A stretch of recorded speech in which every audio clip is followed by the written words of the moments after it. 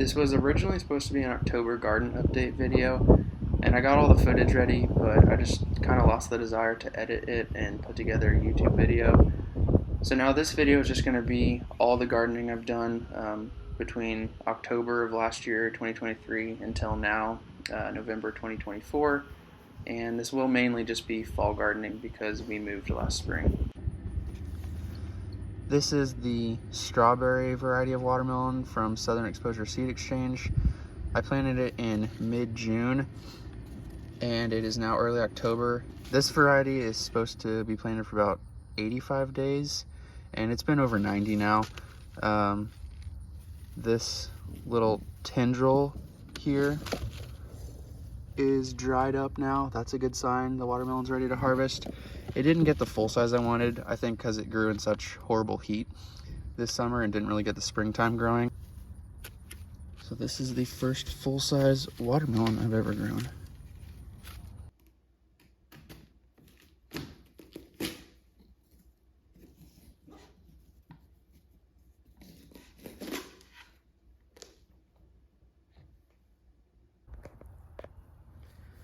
Still have a few small cantaloupe that are growing.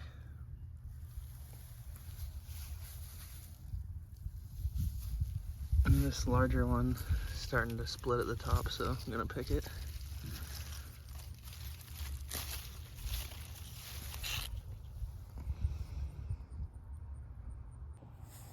And we were still harvesting plenty of Tremblantino squash into October.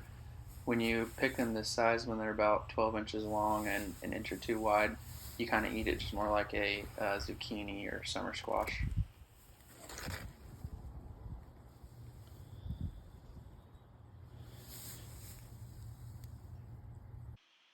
And there were a lot of purple whole peas to pick. These are so easy to grow. Each day I'd pick them. When the pods ripen, they turn purple. So eventually, once we filled a gallon bag in the fridge with the pea pods, we would shell them and then make a soup out of them in the Instant Pot. So I think we did this a few times last fall. Eventually we got sick of them because we had it so often. So a gallon of unshelled purple whole peas usually turns out to be about 4 cups of shelled peas. And then this is a picture of what our purple whole pea soup looks like. Okay, today is October 30th. I'm needing to get my carrot seeds in the ground by November 1st, but we're leaving town on November 1st, so I need to clear out this bed of purple whole peas to make room for the carrots. And for removing the purple whole peas, you don't want to pull the roots out, you just clip them at the base at the soil level, because all the nitrogen that these legumes add to the soil are down at the root level. It's when the rhizobia that live on the nodules of the plant root fix the nitrogen from the atmosphere. And then I just added a little extra granular fertilizer. This was like a 4-3-3 mix to the surface. And then I think I spaced the carrots out just a couple inches. I'm just going to mix that in a little. Now that I have my little finger indentions spaced 3 inches apart, so I know where to drop my seeds, I'm going to plant these. I got these from Johnny's. It's called the Glow Sticks Sunrise Mix. I couldn't decide between getting like orange or purple or yellow carrots, so this is a mix that has some purple, orange, yellow, and white carrots in it. These carrot seeds are really small. I'm going to try to drop a couple in each hole.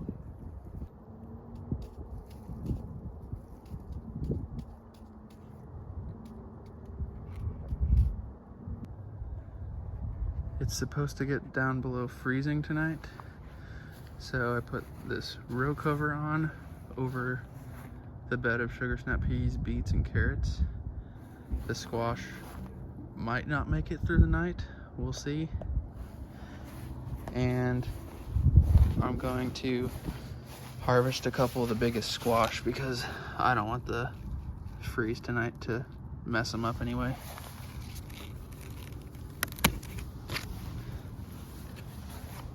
Got that one, and there's one more over here.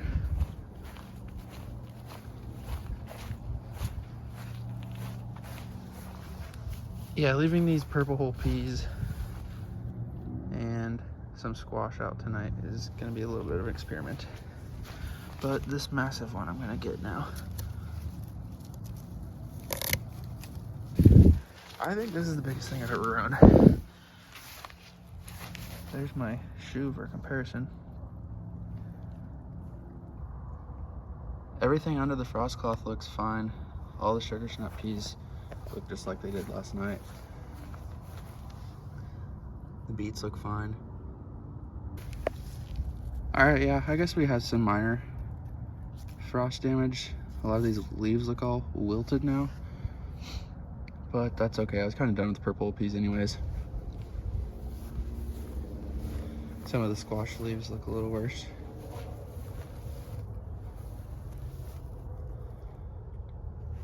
But I protected the main bed I want for the stuff I'm going to keep trying to grow now through the fall and into winter. And that kind of covers all the footage I got from last fall of 2023. I still have some pictures of the carrots and other things I planted last fall that I harvested in the spring. I'll show those.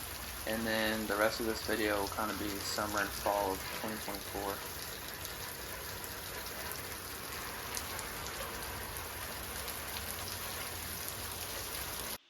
In late April, we went back up to our house and I got to harvest my carrots. And this was the first root vegetable I'd ever grown, so it was pretty exciting each time you pull one up. I wasn't sure what color or size it would be. I should have thinned these better, but I didn't, so I ended up with a lot more smaller and kind of funky shaped carrots. And these two even wrapped around each other, but it was fun, the variety of colors I got. And in total, we got 5-gallon bags full of carrots, so that was pretty exciting. And then in June, this lavender was blooming. I also got my first zinnia that wasn't pink. I thought this orange zinnia was really pretty looking. And then I also got to harvest my onions in June that I had planted like in January, February. It was just a $5 bundle of onion slips I got at Walmart and got tons of onions, and we're still eating them now in November. And then we had to move to Temple by May for our job starting, but our house hadn't sold yet, so our church Vista very graciously gave us a place to stay for free while we were waiting for our house to sell. And I didn't have a garden, but this house actually had a bunch of peach trees and blackberry bushes, so it was really cool. We got to pick a bunch of fruit throughout the summer, even though I hadn't planted any of it. And when our house finally sold, we got this rental house, and this front garden bed was honestly the place with the best sunlight to grow a garden, but it was looking kind of rough at the start, as you can see. So I just took out a bunch of the old dead stuff and decided to plant some green beans and purple whole peas and squash out here in the front, and it actually grew pretty well.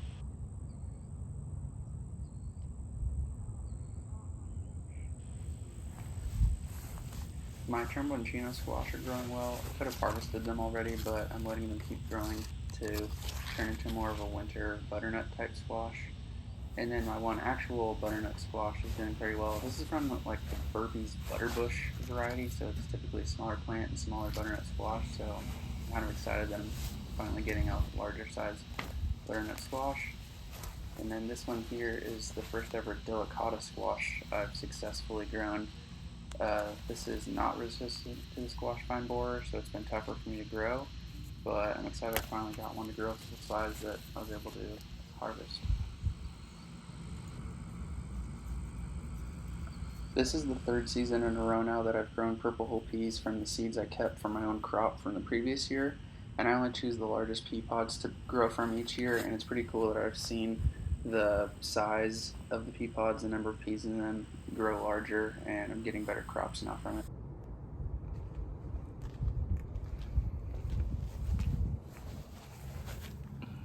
This Celeste fig tree we picked up at HEB was on clearance for like $3, and it was about dead.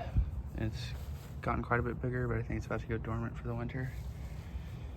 And the lime, satsuma, and lemon tree survived hail and a tornado, so I think they kind of lost all their buds and flowers and everything during that time, so I'm just glad they're alive. But I am getting one satsuma, so it's the first one I've grown on this. So honestly, I guess I'm just happy that they survived hail and tornado this year, and hopefully next year I'll get more fruit. And a new project I'm working on while it's winter, or about to be winter, and I can't grow as much stuff outside, is trying to root some fig cuttings. So I ordered these fig cuttings on FigBid. I have a couple of Violet de Bordeaux back here. I got one Olympian cutting that I clipped into two because it was really long. And then I ordered one Italian 258 cutting, and the guy on FigBig actually sent me 5 of them, and he sent me this Manalapan Unknown is what he calls it because it's from Manalapan, New Jersey. So I've got 10 fig cuttings that are trying to root right now. I have it on this seedling heat mat, keeping it at around 76 degrees. Have an extra thermometer. Sometimes I'll also put this on top just to keep the humidity and temperature up in there. And so hopefully these things will start rooting soon. And by the spring I'll be able to plant these fig cuttings in pots.